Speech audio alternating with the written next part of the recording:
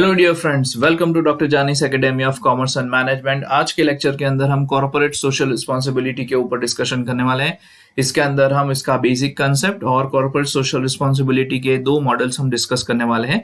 अगर आपको ये वीडियो अच्छा लगे तो इसे लाइक कीजिए और चैनल को सब्सक्राइब कीजिए। चलिए, तो सबसे पहले हम स्टार्ट करते हैं कॉर्पोरेट सोशल रिस्पॉन्सिबिलिटी, जिसको फ्रीक्वेंटली सिटीजनशिप रिस्पॉन्सिबिलिटी भी बोला जाता है। तो corporate social responsibility of business refers to what business does over and above the statutory requirement of the business for the benefit of the society. यानी कि company या फिर बिजनेस उसकी रूटीन, उसकी स्टैट्यूटरी रिक्वायरमेंट जो रहती है कि उसके अलावा अगर बिजनेस कोई भी ऐसा एक्स्ट्रा काम करता है तो उसको हम बोलेंगे corporate social responsibility, which can accrue out of the moral obligation or moral responsibilities. Second point is the word responsibility connotes that the business has some moral obligation to the society. इसका reason ये है कि business जो भी है, जो business की जो भी सक्सेस है वो सक्सेस सोसाइटी की वजह से है, कस्टमर्स की वजह से है। अगर कस्टमर्स ने उनकी प्रोडक्ट्स परचेज ना की होती तो कोई भी बिजनेस इतनी अच्छी तरह से नहीं चल सकता। गवर्नेंस मॉडल पहला कवर कर रहे हैं। अब ये जो मॉडल है ये 3 फेज के अंदर डिवाइडेड है। हम 1 बाय 1 फेज को डिस्कस करेंगे।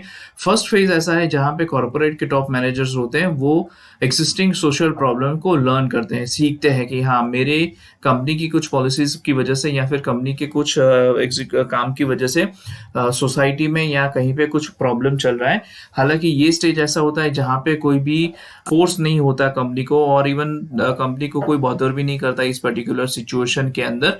कंपनी के जो चीफ एग्जीक्यूटिव ऑफिसर होते हैं, बोर्ड ऑफ डायरेक्टर्स होते हैं, वो हार्डली इस मैटर को इवन रिटर्न या ओरली डिस्कस भी करते हैं, और इसकी कोई पॉलिसी इस इशू के टुवर्ड्स में कंपनी डिसाइड नहीं करती, क्योंकि यहाँ पे ज्यादातर लोगों को 98% लोगों को इस इशू के बारे में पता नहीं है कि कंपनी की पॉलिसीज की वजह से ये प्रॉब्लम यहाँ पे क्रिएट हो रहा है। सो यहाँ पे ये जो फेज है वो अननोन फेज है। ठीक है।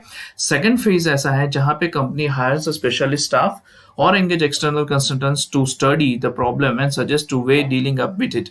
Up to this point, the company has limited itself to declaring its intention and formulating its plan. Second phase के अंदर इन कंपनी के ऊपर थोड़ा थोड़ा प्रेशर डेवलप होना स्टार्ट हो जाता है। गवर्नमेंट के कुछ रूल्स एंड रेगुलेशंस इनको फेस करने पड़ते हैं। गवर्नमेंट को पता चलता है, स्टेक होल्डर्स जो सोसाइटी है, कंज्यूमर्स है, कम्युनिटीज है, इन सबको इस इश्यूज के बारे में थोड़ा थोड़ा यहाँ पे पता चलता है। तो इस पर्टिकुलर केस के अंदर कंपनी अब क्या करती है, कंपनी के ऊपर थोड़ा सा प्रेशर बिल्डअप हो रहा है। अब इस प्रेशर को हैंडल करने के लिए कंपनी सजेस्ट करती है कि भाई हम इसके ऊपर वर्कआउट कर रहे हैं, हमने कंसल्टेंट हायर किया है या फिर हमने हमारे स्पेशलिस्ट मेंबर्स के ऊपर काम करा है, एटसेट्रा एटसेट्रा, और वो अपनी फॉर्मुलेशंस, पॉलिसी को फॉर्मुलेट करने की यहाँ पे कोशिश करेंगी और इस इश्यूज को कैसे सॉल्व करना है उसके इंटेंशंस यहाँ पे कंपनी डिक्लेयर करेगी। थर्ड फेज के अंदर इम्प्लीमेंटेशन फेज आता है। तो सेकंड फेज के अंदर जो भी प्लान्स एंड पॉलिसीज कंपनी ने डिसाइड किया है, जो भी इंटेंशंस कंपनी ने डिसाइड किया है, वो इंटेंशन यहाँ पे इम्प्लीमेंटेशन की बात आएगी। ठीक है। बट हाउएवर ये तब तक सक्सेसफुल नहीं होता जब तक कंपनी पूरी तरह से फंस ना जाए या फिर गवर्नमेंट का, कम्युनिटीज का, सब जगह से उसके ऊपर प्रेशर आ जाता है और कहीं से भी ये कंपनी अब वहां से निकल नहीं सकती। ऐसी सिचुएशन के अंदर कंपनी ये पॉलिसीज उसने जो डिसाइड किए वो एकरमैन के मॉडल के हिसाब से, तब जाके लास्ट में कोई ऑप्शन नहीं होता, तब जाके ये चीज यहाँ पे इम्प्लीमेंट होती है, तब तक वो यहाँ पे कोई भी इम्प्लीमेंटेशन नहीं होता। Next point is Ackerman strategy for implementation of model. अब ये मॉडल कैसे इम्प्लीमेंट किया जाता है, तो सबसे पहले है रिजेक्शन। देखिए, एकरमैन के हिसाब से जब भी किसी भी कंपनी के ऊपर किसी भी तरह के एलिगेशन जब पुटअप होता है कि आपकी पॉलिसीज की वजह से या फिर आपकी वजह से ये प्रॉब्लम हो रहा है, तो ये जो प्रॉब्लम है कंपनी इमीडिएटली बेसिस पे तो वो उसको रिजेक्ट ही कर देगी। वो कभी भी ये एक्सेप्ट नहीं करेगी कि उसकी पॉलिसीज की वजह से या फिर उस कंपनी के पर्टिकुलर रीजन की वजह से ये सारे इश्यूज हो रहे हैं। तो ये कंपनी कभी भी फर्स्ट फेज के अंदर, फर्स्ट साइट के अंदर इसको एक्सेप्ट नहीं करेगी और स्ट्रेट अवे ये जो प्रॉब्लम उसके कम्युनिटी होल्डर्स या फिर गवर्नमेंट उसके ऊपर एलिगेशन लगा रही है उसको डायरेक्टली रिजेक्ट कर देगी। सेकेंड स्टेज ऐसा आएगा जहां पे एडवाइजरी स्ट्रेटेजी आएगी। एडवाइजरी स्ट्रेटेजी के अंदर क्या होगा कि काफी सारे कम्युनिटीज या फिर गवर्नमेंट का इसके ऊपर थोड़ा थोड़ा प्रेशर डेवलप होना स्टार्ट हो जाता है। अगर कंपनी इस एडवाइजरी स्ट्रेटेजी के अंदर इन कॉम्प्लाइंसेस को मैनेज नहीं कर करती तो कंपनी को पेनल्टी लग सकती है, जिसका एक एग्जांपल मैं आप लोगों के साथ शेयर करूंगा। 1996 के अंदर यूएस गवर्नमेंट ने क्राइसलर कॉरपोरेशन है उसके ऊपर $8 मिलियन का पेनल्टी लगाया गया था। और ये पेनल्टी इसलिए लगाई थी क्योंकि इस कंपनी ने अपनी कार्स के अंदर सीट बेल्ट नहीं लगाए थे या फिर उसके अंदर कुछ इश्यूज थे। तो इसकी वजह से गवर्नमेंट के ये रूल्स रेगुलेशंस थे जो कंपनी ने मानने से इनकार कर दिया था। तो यूएस गवर्नमेंट ने $8 मिलियन उसके ऊपर पेनल्टी यहाँ पे लगा दी थी और ये कोर्ट में केस चला था और बहुत ही लंबा इशू हुआ था। उसके बाद इस कंपनी को ये कंप्लायंसेस फॉलो करने पड़े थे। Next point is the resistance strategy. यहाँ पे क्या होता है कि कंपनी क्या करती है कि दिखावे के लिए थोड़ा सा ये बताती है कि हाँ भाई ये प्रॉब्लम है, हम एक्सेप्ट करते हैं और इसको स्लोली रिजॉल्व करने की कोशिश करते हैं। ये चीज़ ऐसी होती है जहाँ पे कंपनी को इंटेंशन तो नहीं है, कंपनी को ये प्रॉब्लम तो सॉल्व नहीं करना, क्योंकि प्रॉब्लम सॉल्व करने में कंपनी को पैसा खर्च करना पड़ता है। तो कंपनी ये पैसा खर्च करने की जब भी बात आएगी तब कंपनी हो सके वहां तक उसको डिले करने की कोशिश करेगी या इग्नोर करने की कोशिश करेगी। इस थर्ड फेज के अंदर कंपनी रेजिस्ट करेगी और बहुत ही स्लोली एक्ट करेगी और जितना हो सके उतना इस मॉडल को, उसकी जो पॉलिसीज है यानी सॉल्यूशंस ऑफ द प्रॉब्लम्स है उसको अप्लाई करने में जितना हो सके उतनी देरी से वो अप्लाई करने की कोशिश करेंगे। Next point is compliance strategy. अब ये जो पोस्चर है उसके अंदर बेसिकली गवर्नमेंट की रिक्वेस्ट के ऊपर या फिर गवर्नमेंट की जो पॉलिसीज है उस पॉलिसीज के ऊपर जो स्टेक होल्डर्स होते हैं, स्टेक होल्डर्स की रिक्वेस्ट या फिर उनके कंसर्न्स के हिसाब से जो भी पॉलिसीज है, रूल्स रेगुलेशंस है गवर्नमेंट के या पर्टिकुलर नेशन के या जो पर्टिकुलर स्टेट के, उस गाइडलाइंस के हिसाब से कंपनी अपने आप को कंप्लायंस करने की कोशिश करेंगी। यानी कि जो भी रूल्स रेगुलेशंस गवर्नमेंट ने बताए हैं या स्टेक होल्डर्स की तरफ से जो रिकमेंडेशंस आए उस रिकमेंडेशंस को यहाँ पे कंपनी प्रिपेयर करेगी, उसको देखेगी और उसको कंप्लायंस करने की कोशिश करेगी। नेक्स्ट पॉइंट है अकोमोडेशन के अंदर जो भी कंपनी ने अभी तक फाइनल ड्राफ्ट प्रिपेयर किया है उन सभी ड्राफ्ट को एग्जीक्यूशन करने का टाइम अकोमोडेशन के अंदर आएगा, जहां पे कंपनी अपने पूरे रूल्स एंड रेगुलेशंस, उसकी जो पूरी भी पॉलिसीज होगी वो सभी पॉलिसीज को यहाँ पे एग्जीक्यूशन स्टेज में लेके जाएगी और जो भी कंपनी के प्रॉब्लम्स है कंपनी की वजह से हो रहे उसको रिजॉल्व करने की कोशिश करेंगी।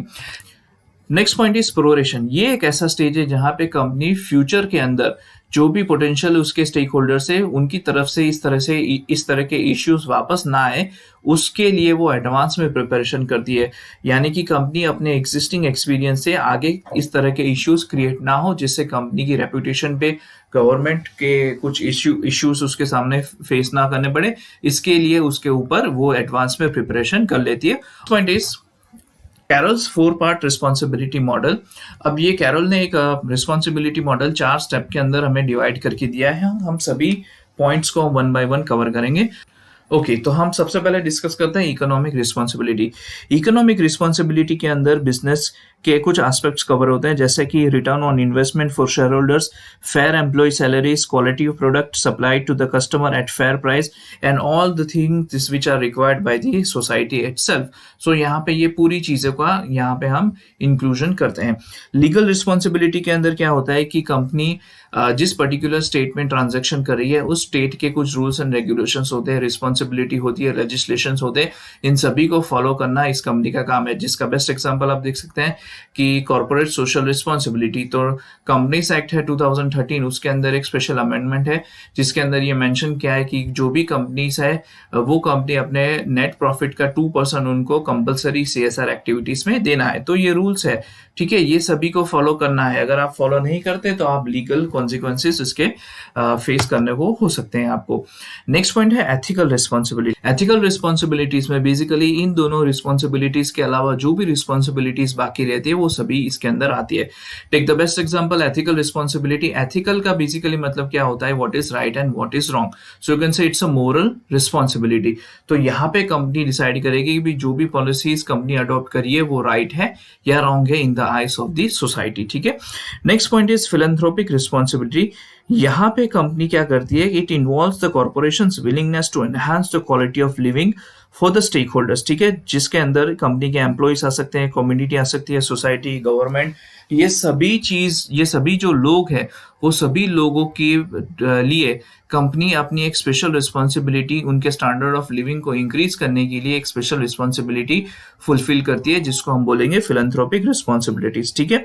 These corporate decisions are entirely voluntary or less important than the former three, and with the regards to social responsibility only seen as a desired by the society itself. So इन दोनों responsibilities में कोई force नहीं होता, ये company चाहे तो company इसे adopt कर सकती है, कंपनी चाहे तो इसको रिजेक्ट भी कर सकती है।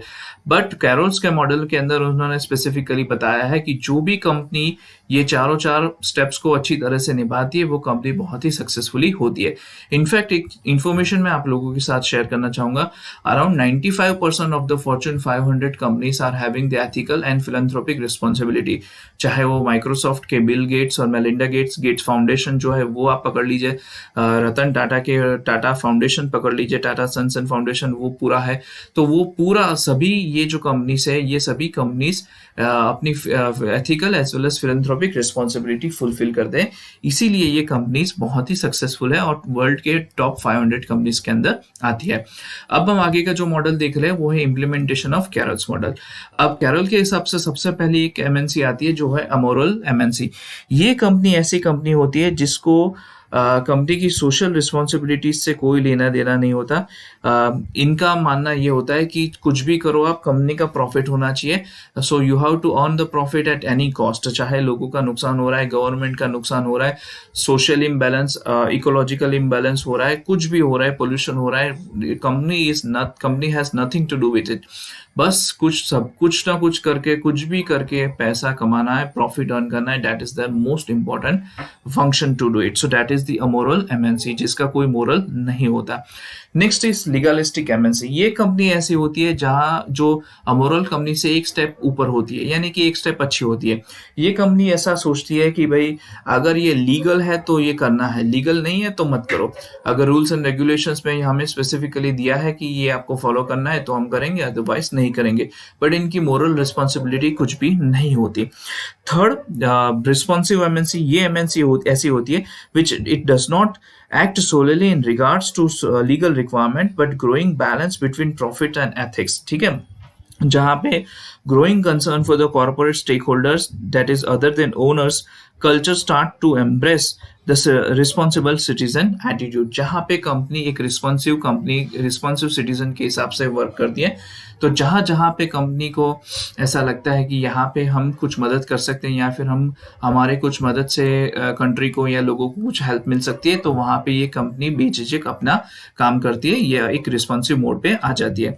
Next point is the emerging MNCs। ये MNC ऐसी होती है, it start to take an active approach towards ethical outcomes and it do the right thing। Culture is proactive to social problems and ethical values that guides the behavior using handbooks, policy statement and ombudsman। ये company ऐसी होती है जहाँ के जिसके अंदर इनकी जो एथिकल स्टेटमेंट होते हैं या फिर एथिकल पॉलिसीज होती है, उस पॉलिसीज के अंदर स्पेसिफिकली मेंशन की जाती है कि आपको किस हिसाब से काम करना है। यानी कि ये कंपनी ऐसी कंपनी होती है जो अराउंड यू कैन से 70 to 80% तक एथिक्स को फॉलो करती है। बट कुछ केस के अंदर यहाँ पे कुछ प्रॉब्लम्स हो सकती है, जहाँ पे कुछ केस के अंदर ये लोग एथिकल स्टैंडर्ड्स को कॉम्प्रोमाइज कर सकते हैं। नेक्स्ट पॉइंट जो हम डिस्कस कर रहे हैं वो है दी एथिकल एमएनसीज। ये सबसे टॉप कंपनी होती है। Ethical MNCs set of standards और मोरल रूल्स एंड रेगुलेशंस होती है, इसके ऊपर ही काम करती है। चाहे कुछ भी हो जाए, कस्टमर को ये कभी भी चीट नहीं करती, गवर्नमेंट को कभी भी चीट नहीं करती, और इनका जो काम होता है वो उन दोनों के बीच में फुल्ली इंटीग्रेशन आपको देखने को मिलती है। ये इंटीग्रेटेड कंपनी होती है, ऐसा नहीं होता कि बोलता कुछ और है करते कुछ और है। ठीक है, तो ये लोग जो बोलते हैं, जो पॉलिसी डिसीजंस होते हैं, वही चीज आपको इनके बिहेवियर के अंदर भी दिखाई देंगे। सो इसीलिए इस कंपनीज को एथिकल कंपनीज बोला जाता है। और आप सर्वे कर लीजिए, आप देख लीजिए दुनिया के अंदर जितनी भी सक्सेसफुल कंपनीज है, सभी सक्सेसफुल कंपनीज में ये सभी कंपनीज एथिकल कंपनीज आपको 90-95% एथिकल कंपनीज आपको देखने को मिलेंगे। तो ये मॉडल्स हमने आज देख लिए। अगर आपको इसमें कुछ क्वेश्चन या क्वेरी है तो आप हमें कांटेक्ट कर सकते हैं, कमेंट बॉक्स में आप मेंशन कर सकते हैं। अगर आपको वीडियो अच्छा लगे तो इसे चैनल को सब्सक्राइब कीजिए, इसे लाइक कीजिए। Thank you so much. Thank you.